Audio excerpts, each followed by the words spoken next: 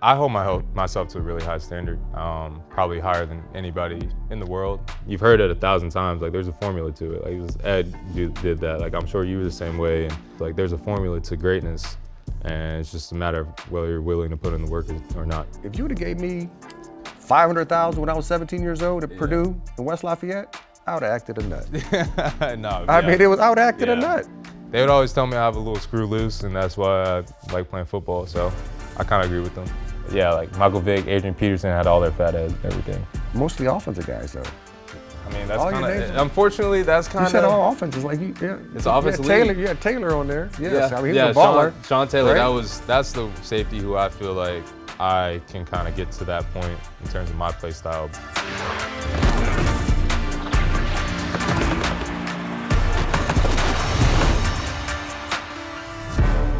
It's gone fast.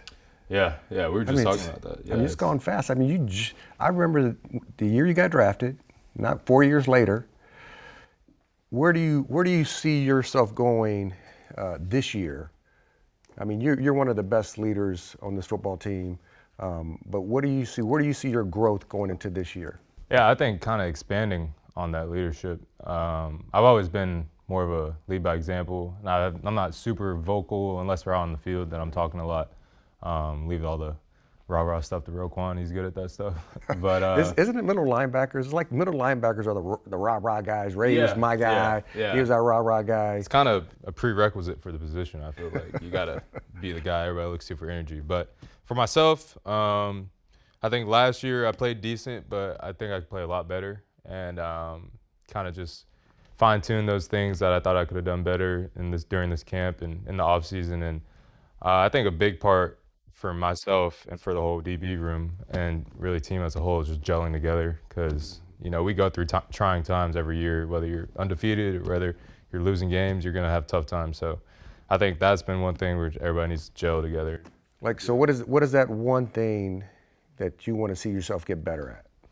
Yeah, I'd say just being more aggressive. I think last year we were struggling on defense a little bit, and I think it kind of caused everybody to be a little passive. And I think myself, everybody included, we can be more aggressive. Aggressive to the ball? Yeah, I think in all phases, aggressive in man coverage, like go make plays instead of trying to prevent plays from happening. And that's one thing we've been harping on. Zio's been talking about turnovers a lot. So I think everybody just going for the ball, attacking everything can help us out a lot. I mean, you got 18 tackles for loss. You got 5 interceptions. You play the ball well. In my mind, you said you want to improve in certain areas.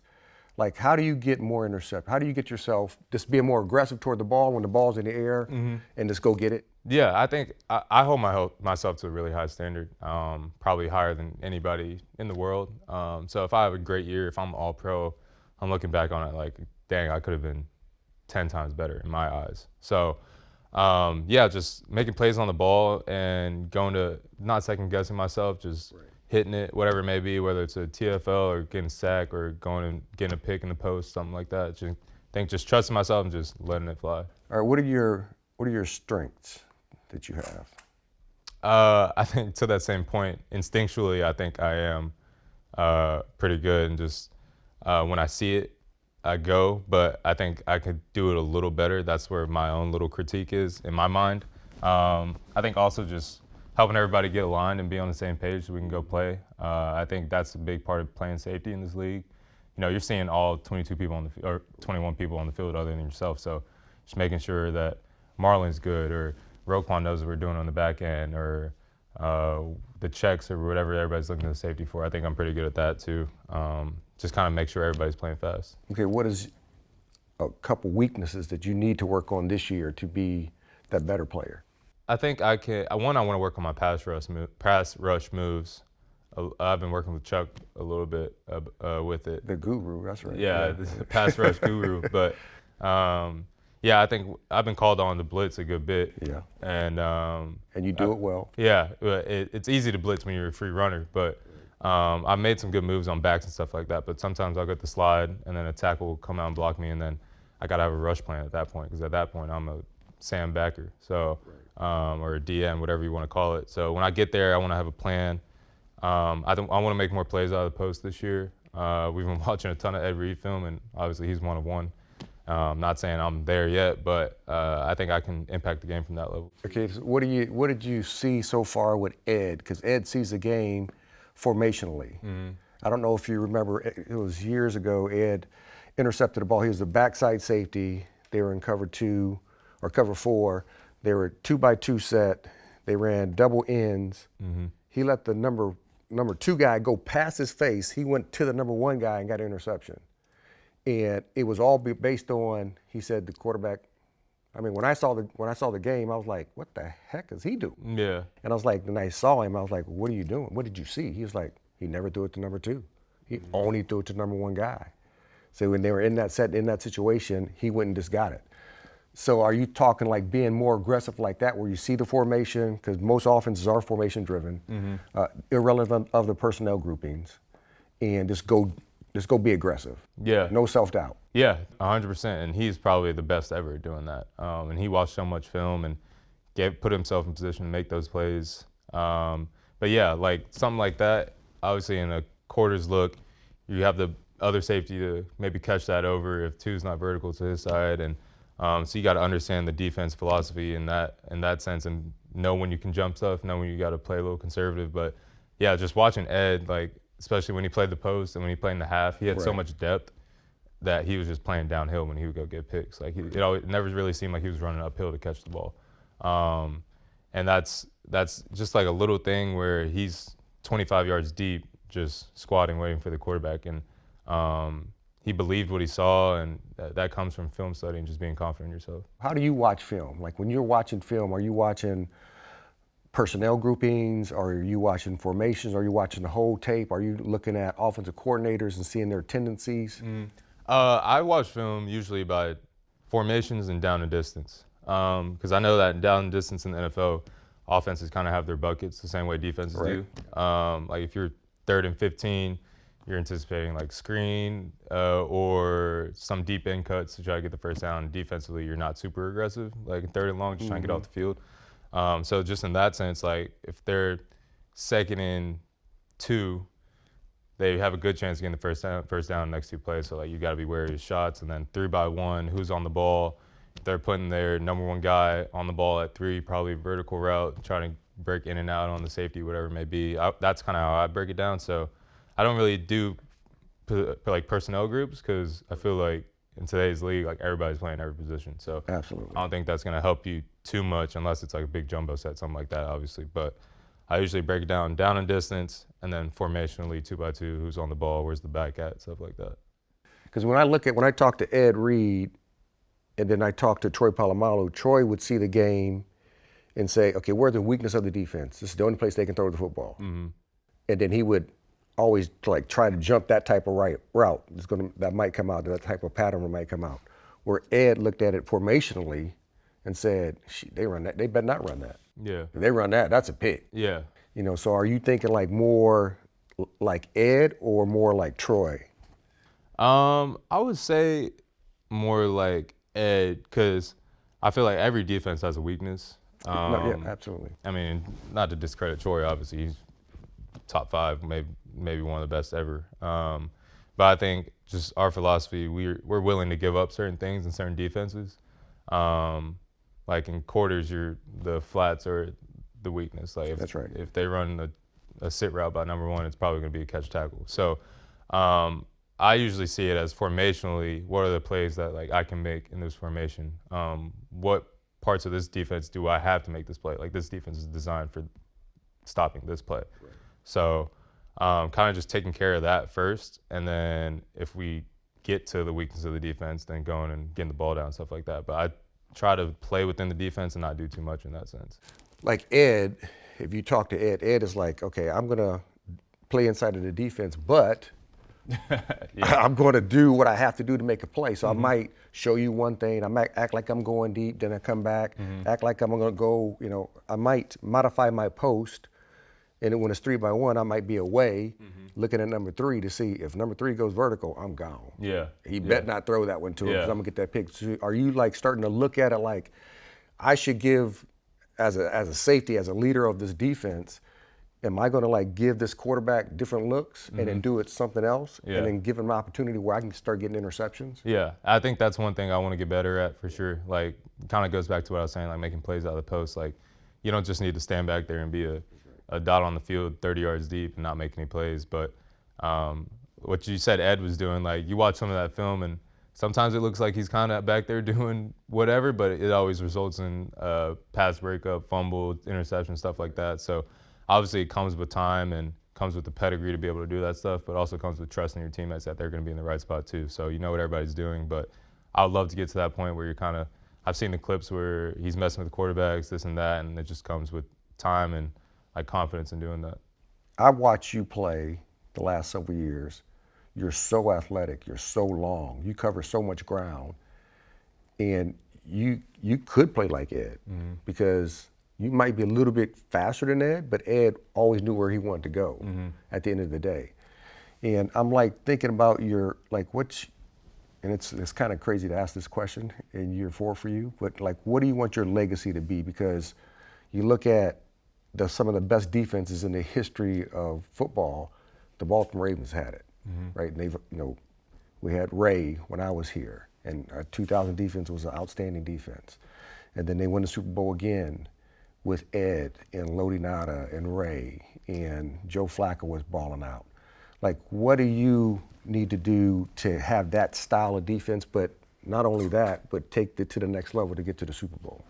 Yeah, I think first off, for my legacy, I just want to, football-wise, people look back and say, like, I was able to do a lot of things at a high level because I feel like my body, my skill set allows me to do that, and just my basketball background and everything, and helps me play man, and then my length and height, and size helps me play in the box, play deep. So I think football is kind of becoming positionless on both sides of the ball now.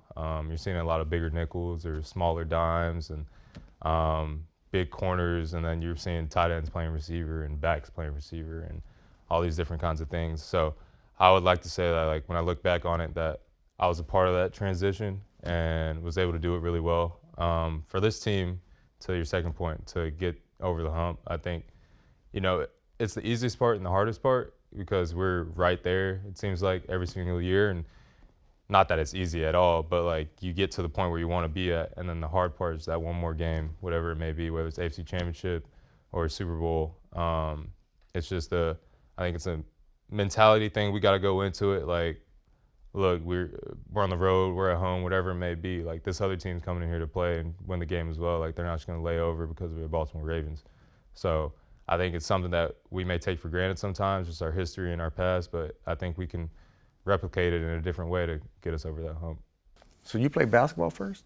Were you I a did. basketball player first? Yeah, well, I was playing both, but I was playing both all my life, but it was basketball at one point. So you were a better basketball player, so to speak, than football, or about the same? Or I think I was a better football player always, but my family was just basketball, so I thought I was just doing football just because it was fun, but ended up, obviously, I'm here right now. So, but my cousin's dad, brother, everybody played in college professionally. So growing up, basketball. I was like, yeah, basketball.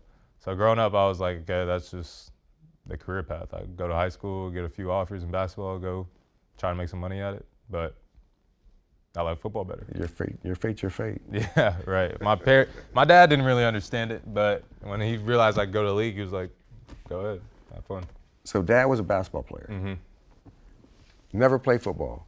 He played, so he grew up in Mobile, Alabama. Okay. And he played growing up, quit in 8th grade. He said he didn't like getting hit. But he was playing quarterback in 8th grade. I remember him telling me, like, his whole O-line in 8th grade either went to Alabama or Auburn. So I was like, I don't know how you're complaining about getting hit and your whole O-line went SEC. But, that's just a basketball player in him. My brother didn't like running slants, so he wanted to go play basketball too. And they just kept that in the family. I always joke with him about that. He's not tough enough to play football. But they would always tell me I have a little screw loose, and that's why I like playing football. So I kind of agree with them. I'm thinking, so you're from Atlanta, Georgia. How did you get to South Bend, Indiana? I mean, it's like, it's hot, it's humid. Yeah. You went to South Bend, Indiana, which is like 45 minutes from my hometown, Fort Wayne. Yeah. And it is cold up there. It's Don't dark see the up there. sun. You don't see the sun. Yeah. What made you go up there? Well, I was deciding between Georgia and Notre Dame, and when it all came down to it, and my mom would always instill in me and my brother like the chances of you making money in a sport is slim to none, and I want you to go to a place where you have the opportunity to provide for yourself and your family in the future, given football, basketball, whatever it is, or not. So my brother ended up going to UPenn. He played basketball there. Graduated from there, went to William & Mary, got his MBA, and now is working in New York. He's retired. He still plays in the men's league, and he has like 8 points. He's texting our family group chat about it like he just had 30. But I ended up going to Notre Dame because of that reason. And my mom wanted me to get a good education, and I said they have best combination of football and education in the country. So, and I got to campus, saw the dome. It's kind of like mesmerizing. You either fall in love with it or you hate it. So I fell in love with it, committed, and it was probably one of the best decisions I made. Just being there and the people there, just the alumni network, everything, and the pageantry of Notre Dame itself is one of a kind, and I loved it. All right, so growing up, first of all, who was your favorite team?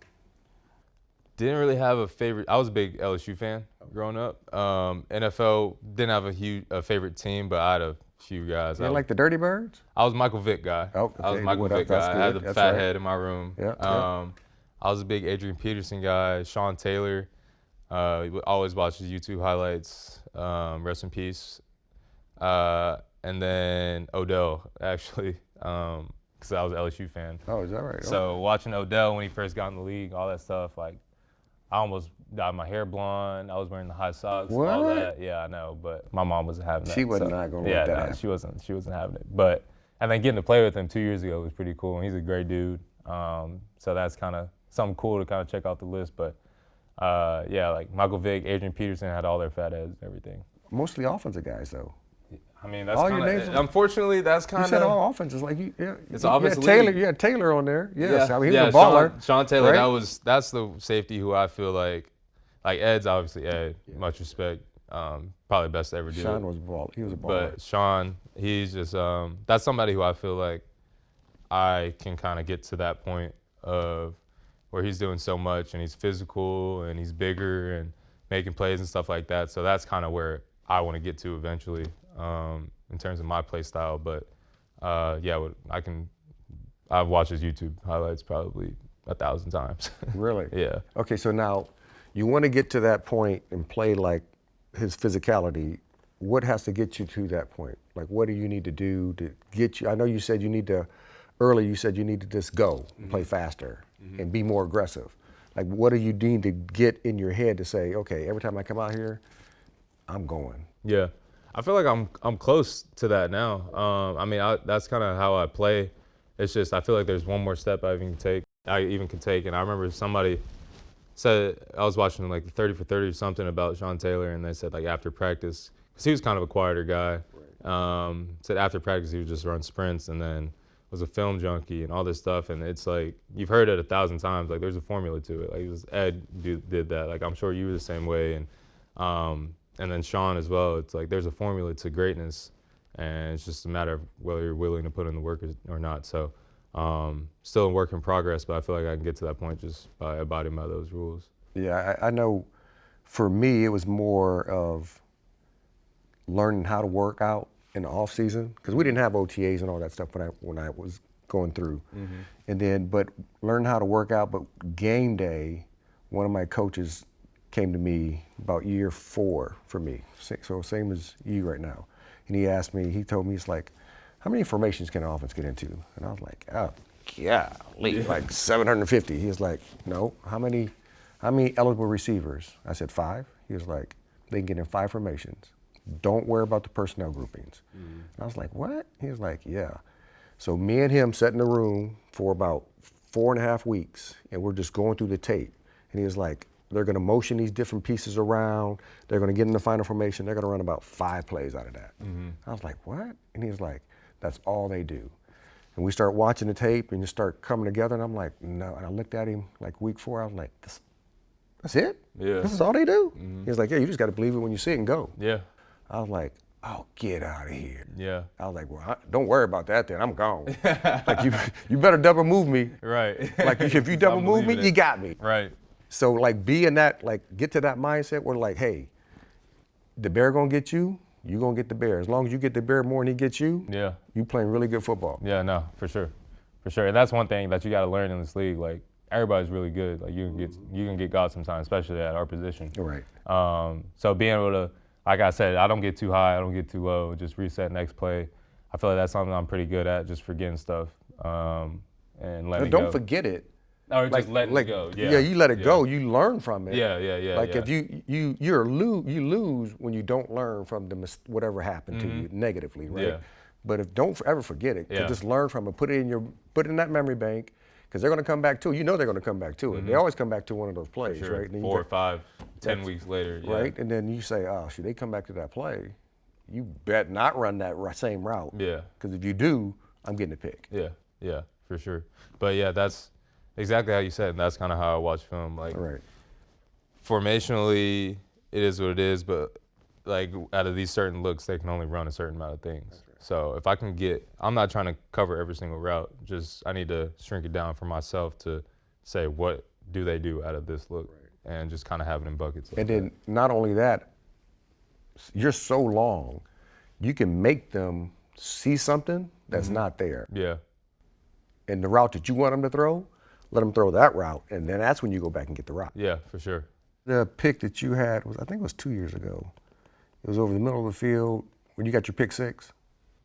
Oh, that was Cleveland game at home. I was actually blitzing at nickel on that. And you just jumped up and got the pick. Yeah.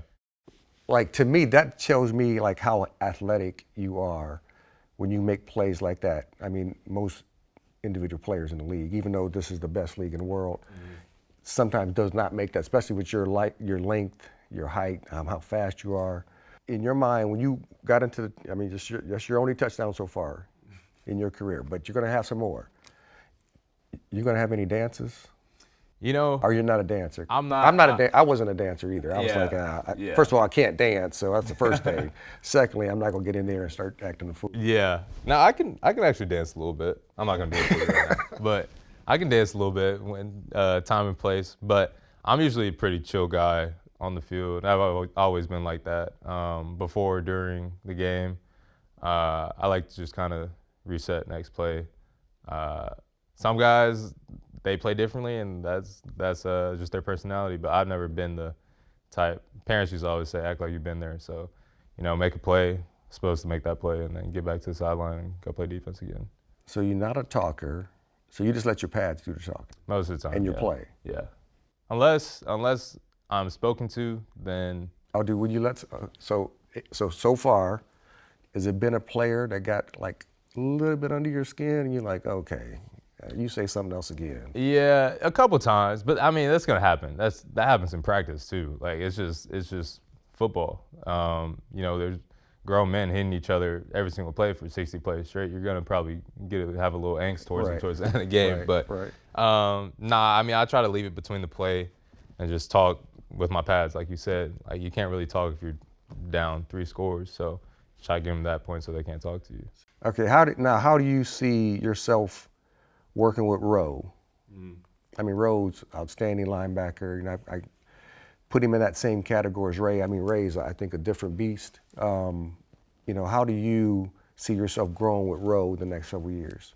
Yeah, I think he's helped me along a lot because he got here in the middle of my rookie year. And just seeing the way that he approaches the game, even from a practice standpoint, and he's the same person every day. You don't got to worry about his energy or his leadership or his ball knowledge because he knows so much. And there's times on the field where he's like, hey, this play's about to come, Kyle. Like, go make that play, and I'll go make the play, and then we just dap each other up. And that's kind of where I strive to be at in terms of my football knowledge and my ability to help others on the field. In the future, though, I think we get to a point where we have 11 guys on the field who are thinking like Rowe, then we're going to be pretty hard to beat because I think that mental advantage he has over most people on the field allows him to be such a great player, multi-time All-Pro and possibly future Hall of Famer. Like he's one of one in that sense, and I try to take tidbits from that, and I'm sure everybody in the room does too. Who was the toughest cover you had? Ooh. The toughest guy I had to cover Now I could say Jerry, but I only played against Jerry Rice twice in my career. Yeah. Okay. Consistent. So consistently, a guy named Webster Slaughter played for the Cleveland Browns, 5'10-ish, 5'11-ish, really quick. So receivers are, the smaller receivers to me are the receivers that gave me issues. Yeah. The quicker, get in and out of your break, and he talked a lot. And like I said, I'm a blue collar guy. I'm a Big Ten football guy. I didn't talk a whole bunch. But he was one of those guys that kind of got under my skin just a tad bit. And he was good at it. He was good at as a player, but he was good at talking too. Yeah. He was that one guy that really kind of got on my nerves. Webster Slaughter. I'm gonna have to go look up some highlights. Yeah. Hopefully you aren't on a lot of them. I don't think I was. I hope I was not. I mean, listen, but you said we just talked about it. Yeah, sometimes you're gonna get got. Yeah. You're gonna get got. But as long as I'm getting you more than you're getting me, like you said, good. We're football. good. Yeah. Yeah. What do you think is the biggest since you've played? And what year did you retire? 03. 03. So from late 90s, early 2000s to now, what's the biggest difference, and what's something that you think is being pretty consistent? I mean, football is a real simple game. There's a book written in the 1950s called The Spread Formation. Okay. And they ran, it was spread, but the quarterback or the person that was back there wasn't the quarterback, it was Wildcat. It was a running back. Yeah. So, I mean, what's going on today is, back in the day, the wing tee, the triple option was all done in condensed formations. You're just running it out of spread now. Yeah. So everything is out of spread formation more so than anything, more 11 personnel. The one thing I love about this team is that they run 22, 23, 12. I mean, they run all the personnel groupings. Yeah. Where back in the day, we were in 21, quarterbacks are all under center, everything was play action pass. So it's the football's a simple game, and it kind of comes back around in full circle, and that's what you're seeing today. I mean, it's like that amoeba defense, but it's the same defense where everybody's walking around, and nobody's really putting their hand in the ground.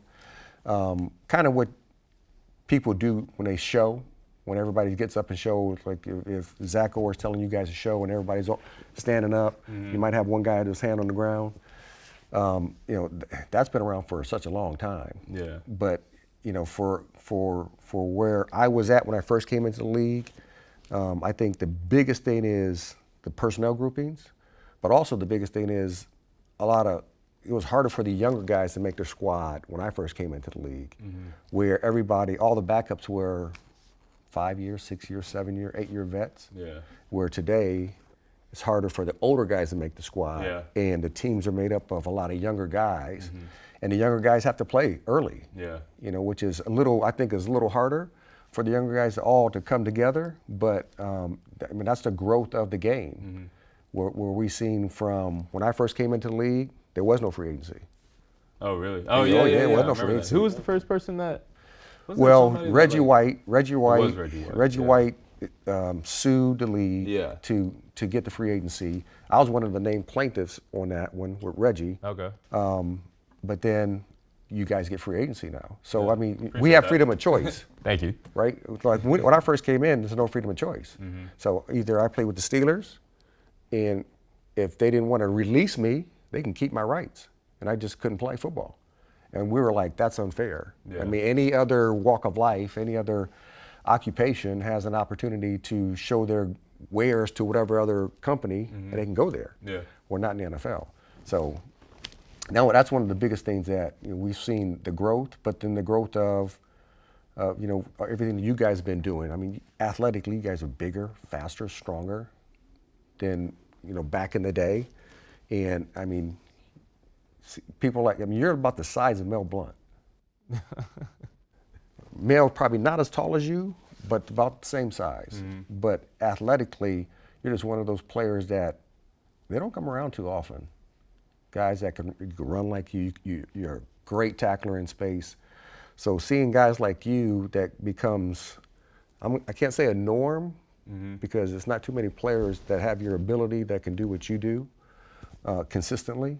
I think it's it's been a very pleasant surprise, or a pleasant outlook of where the league was at to where they're at today. Yeah, yeah. I think it's kind of trending that way just because offenses have become so positionless, and you're not just got the inline Y who's just running 5-yard outs and 5-yard ins. It's like you got receivers playing tight end now. Those are number one receivers now. So I think it's kind of trending that way where the defense doesn't match up to that sense. Right. But it's kind of funny how football kind of sways one way and then sways another way. Like I saw something that was like last year, or somebody said like the 2010s was so prominent for like Julio Jones, Antonio Brown, Odell, like all these guys who had 1,500 plus receiving yards. Right. And then now it's kind of shifted a little more towards running the ball again. Even this past year, I think there was like 10 plus guys over 1,000 yards running the ball, and then Saquon got 2K. That's right. Yeah. So, and then Derek almost got 2K, and it's kind of it shifts back and forth. It's like the stock market, but it does. It always goes up. But one more question: what are your thoughts on NIL and like college right now? Ooh, that's a good one. You know what? I'm all for it because listen, the NCAA they were making money off the college kids' likenesses. Yeah. Only thing I don't like is they get the money right now. Yeah. Like I think they should Put in a trust. so I'd say give them 20% of it, put the rest in a trust or a mutual fund, and then whenever they're done playing, they have access to it. Okay. But day one, I mean, if you would have gave me $500,000 when I was 17 years old at Purdue in West Lafayette, I would have acted a nut. No, I mean, I would have acted a nut. I was getting that stipend, that $1,500 a month, and I was thinking I was a baller. And then fast forward twice a year, I'm like, oh, I'm rich. And then these dudes now are getting millions of dollars. It's crazy. Does it hurt where they believe they're at, like their drive? Like I want to be the best at this, or do they think they've already arrived? So that's my only other concern with that one would be, it's like, do they still have that hunger? Yeah. Because I mean, most athletes are coming from middle to lower income families, and you want to have that. You see the bigger picture at the end of the day. Like, can you still have that if I got $1 million in my pocket? Yeah, yeah, that is true. And it's person to person, but I feel like it's kind of an epidemic across college sports right now. So, I think How do you feel about it? I'm kind of a little conservative in my thought about it too. Like I think it's great players making money, but I mean I think if you're gonna go that route, there needs to be like a salary cap, and then you need to make them employees, like if you're on scholarship. And I think the transfer rule kind of ruined it all because you can up and leave any other school, and then these schools are promising 6-7 figures, and they're not paying it, and then you get there and you just transfer again. I think you kind of lose the sense of working for a spot, like sitting behind a guy as your freshman who's been there for 3 years. Like that's not uncommon. Like it's okay to do that, learn, get better in defense, get stronger, and then or offense, whatever it may be, and then come back sophomore year and ball out when they leave.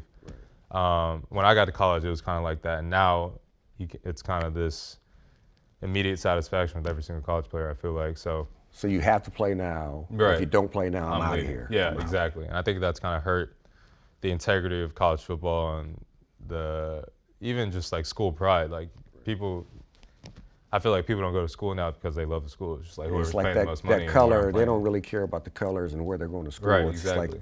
like whoever pays me the most.